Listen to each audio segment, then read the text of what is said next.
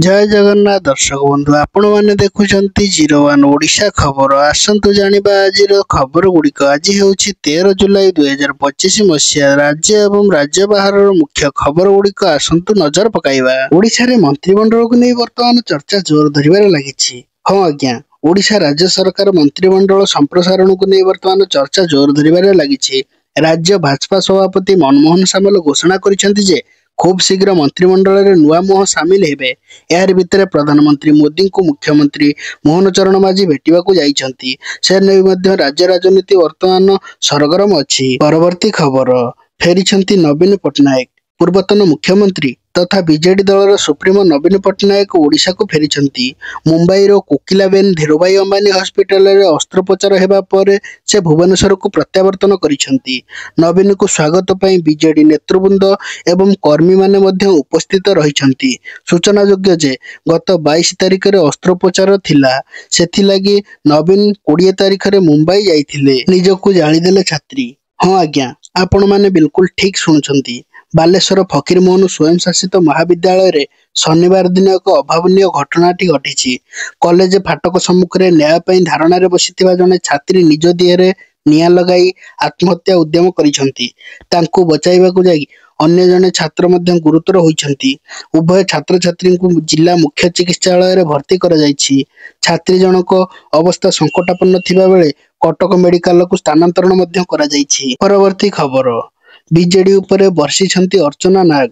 गतकाली मुख्यमंत्री मोहन चरण माझी अभियोग प्रकोष्ठ रे लिखित अभियोग देवा परे प्रेस मीट करी बीजेडी उपरे वर्षिछंती अर्चना नाग।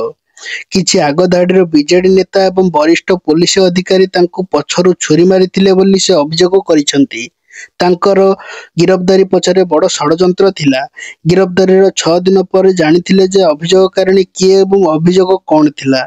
बीजेडी नेता बबी दास, मानस मंगराज, अमरेश्वर जेना समेत तत्कालीन डीसीपी प्रदीप सिंह, एसपी प्रकाश पाल अनेकों नाँ अभियोग आनिछंती अर्चना नाग। परवर्ती खबर, ड्राइवर मानक एकजुट रहिबाकू कहिछंती ड्राइवर महासंघर सभापति। हाँ आज्ञा, आज को प्राय 4-5 दिन हेब घरोई बस चलाचल ठप होई पड़िथिला। वर्तमान बस चलाचल स्वाभाविक हेबा परे ड्राइवर महासंघ रे फाट सृष्टि हेबारे लागिछि। महासंघर सभापति प्रशांत मेंडोली ड्राइवर भाई मानक एकजुट रहिबाकू अनुरोध मध्य करिसंती। मेंडोली कांदी कांदी वीडियो करी कहिसंती जे जेउ ड्राइवर भाई माने मालिक मानक चाहुछंती महासंघ छाड़ी दियंतु।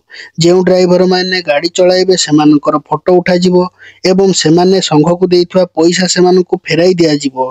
ड्राइवर भाई मानकर धैर्य रखिबाकू कहिसंती सभापति। परवर्ती खबर, आउ निर्वाचन लड़िबे नहीं जुएल ओराम।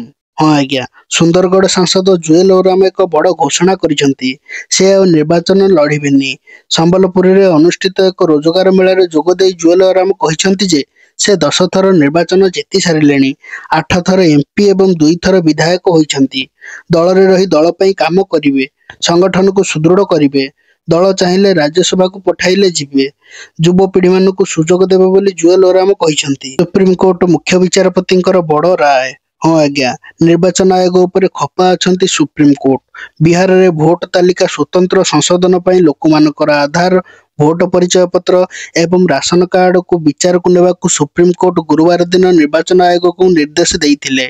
एबे पुणी एहाकु नै गुरुत्वपूर्ण टिप्पणी देइछि सुप्रीम कोर्ट। निर्वाचन आयोग द्वारा मगा जाइथिबा दस्तावेजर तालिका मध्यरे आधार कार्ड को बाद देबाकू विरोध करिसंती। Supreme court justice Sudhanshu Dhulia कहिसंती जे एही देश रे अधिकांश लोकंक पाखरे मौलिक प्रमाण पत्र नाही। सेमानक पाखरु समस्त दस्तावेज किपरि दाबी करा जे पारे। मो पाखरे मोर जन्म प्रमाण पत्र नाही बोली कहिसंती मुख्य विचारपति। परवर्ती खबर, ड्रोन ब्लास्ट करबा पई चाहुथिले आतंकवादी, हेले निज उपरे होई गला ब्लास्ट। हाँ आज्ञा, निजे खोलिथिबा गाତରେ निजे पड़िले पाकिस्तान कमांडर।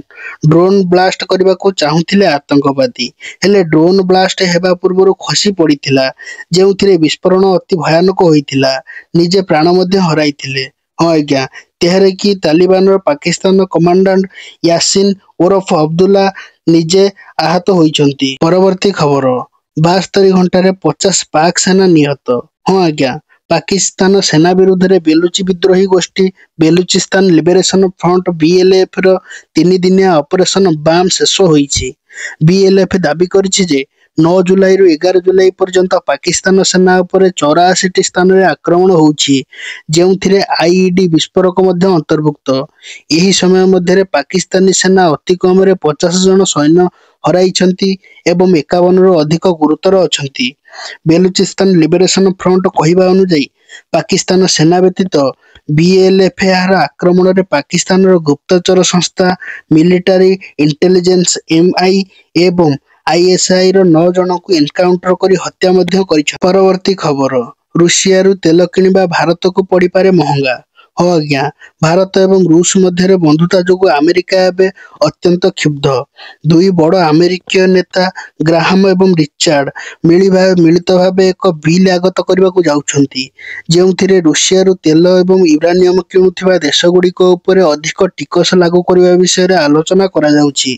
ଏଥିରେ ବିଶେଷ କରି ଭାରତ ଏବଂ ଚାଇନା ଅନ୍ତର୍ଭୁକ୍ତ, ଯେଉଁମାନେ ରୁଷିଆରୁ 70% ଶକ୍ତି ଉତ୍ପାଦନ କିଣୁଛନ୍ତି। ଏହି ବିଲ୍କୁ ସିଲେକ୍ଟିଂ ରୁଷିଆନ୍ ଆକ୍ଟ ଅଫ୍ 2025 ନାମ ଦିଆଯାଇଛି। ଏହି ବିଲ୍ ଅନୁଯାୟୀ ଯଦି କୌଣସି ଦେଶ ରୁଷିଆରୁ ତେଲ, ଗ୍ୟାସ୍ କିମ୍ବା ୟୁରାନିୟମ କିଣନ୍ତି, ଏହି ଦେଶରୁ ଆମେରିକାକୁ ଆସୁଥିବା ସାମଗ୍ରୀ ଉପରେ 500%ରୁ ଅଧିକ ଟିକସ ଲାଗୁ କରାଯିବ।